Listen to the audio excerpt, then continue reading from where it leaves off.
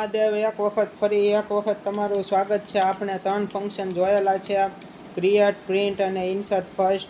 હવે આજે આપણું નવું એક ફંક્શન જે ક્રિએટ કરવા જઈ રહ્યો છું તેનું નામ હું આપી ઇન્સર્ટ। લાસ્ટના નામથી હું એને ક્રિએટ કરીશ। લાસ્ટના નામથી આપણે હું ક્રિએટ કરવાની તેને કોશિશ કરીશ। અને હવે હું આ કેસને પણ વધારીશ। કેસ મારો 3 હતો ઇન્સર્ટ ફર્સ્ટ, હવે હું કેસ આપીશ 4 અને એની અંદર હું નામ દઈશ ઇન્સર્ટ। કેસ ફોર્મની અંદર ઇન્સર્ટ લાસ્ટ નામનું જે ફંક્શન છે તે બનાવીશ। અને અહીંયાથી હું સિમ્પલી બ્રેક મારી દઈશ। બ્રેક માર્યા પછી હવે હું પાછું હેઠેથી હવે ઇન્સર્ટ જે મારું લાસ્ટ છે તે ક્રિએટ કરવાની કોશિશ કરીશ।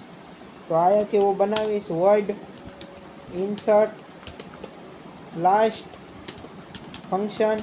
અને એની અંદર પહેલાં તો કન્ડિશન શું હશે એ પહેલાં આપણે સિમ્પલી રીતે વિચારવાનું।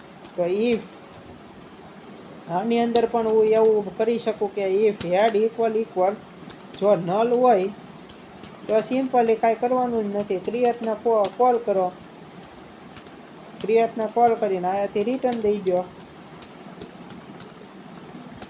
અને જો આવું ન હોય તો શું કરવાનું છે,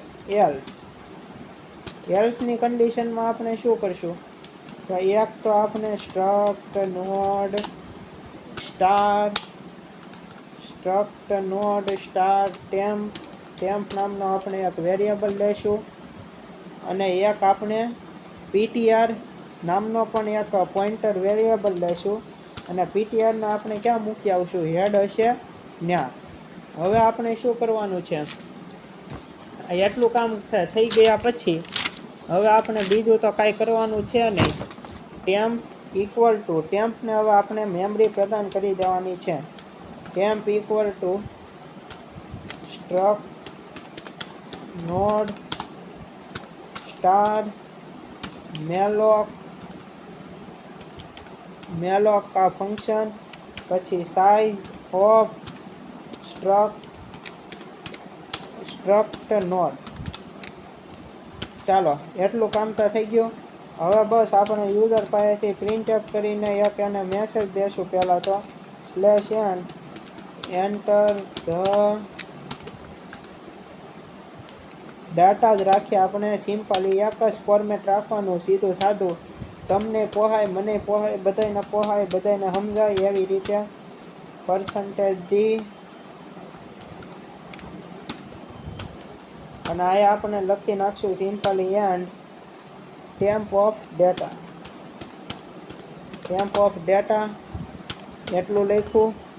હવે આપણે શું કરવાનું છે, હવેનું કામ છે તે ખૂબ જ મહત્વનું છે।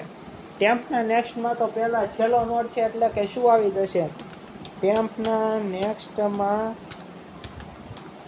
નેક્સ્ટ ઇક્વલ ટુ નલ તો આવી જ જશે। રેડી। હવે શું કરવાનું છે, હવે આપણે એક લૂપ દોડાવશું while ptr અને એના નેક્સ્ટમાં નોટ ઇક્વલ ટુ નલ, એટલે કે ptr નેક્સ્ટમાં નોટ ઇક્વલ ટુ નલ આવે ત્યાં લગીને આપણે શું કરવાનું છે, ptr equal to ptr of next જ આપણે કરવાનું છે। ptrનું નેક્સ્ટ કર્યું આપણે। હવે ptr ના નેક્સ્ટમાં આપણે શું કરવાનું છે, ptrનું નેક્સ્ટ એટલે કે જે ટેમ્પ આપણે જે છેલ્લો નોડ ક્રિએટ કર્યો એની ઉપર જ તે ptr હશે। ptrના નેક્સ્ટને આપણે કોની સાથે જોડી દેવાનો છે, ટેમ્પની સાથે સિમ્પલી જોડી દેવાનો છે। અને આ કર્યા પછી આપણું હવે થોડુંક કામ પૂરું થતું જાય છે। અને અહીંયા આપણું પૂરું થઈ ગયેલું છે। તો આપણે ભગવાનનું મહાદેવનું નામ લઈને આપણે સિમ્પલી કોડને રન કરશું। પહેલાં તો હું ચોઈસ દઉં 1 અને 78 નામના ડેટા હું પહેલાં તો છે ને હું લવ અને ડિસ્પ્લે કરાવી દઉં। રેડી। હવે હું સીધું સિમ્પલી ઇન્સર્ટ લાસ્ટને કોલ કરીશ 4 નંબરના કેસથી। 78 પછી 69 આવે તો મેં 69 લખ્યા. તમે ગમે તે વેલ્યુ લઈ શકો. 78 69 ઇન્સર્ટ ફર્સ્ટ કરાવવું હોય તો મારે 3 દેવાનું. 78 પહેલાં હું ગમે તે વેલ્યુ દઈ દઉં. આયા તો મેં 77 દીધેલો છે. 77 78 79 પાછા 4 દઉં. પાછા મેં 80 ડેટા સ્ટોર કર્યા અને 2 કરું એટલે 77 78 79 80. હવે જોવો, હવે હું પાછો રન કરું અને જ્યારે સિંગલ ડેટા કાંઈ ન હોય ને મેં સીધો જ તે 4ને જ્યારે મેં કોલ કરાવી દીધો હોય ત્યારે મને જોવો સિમ્પલી રેડિશ ફંક્શન હાલે છે.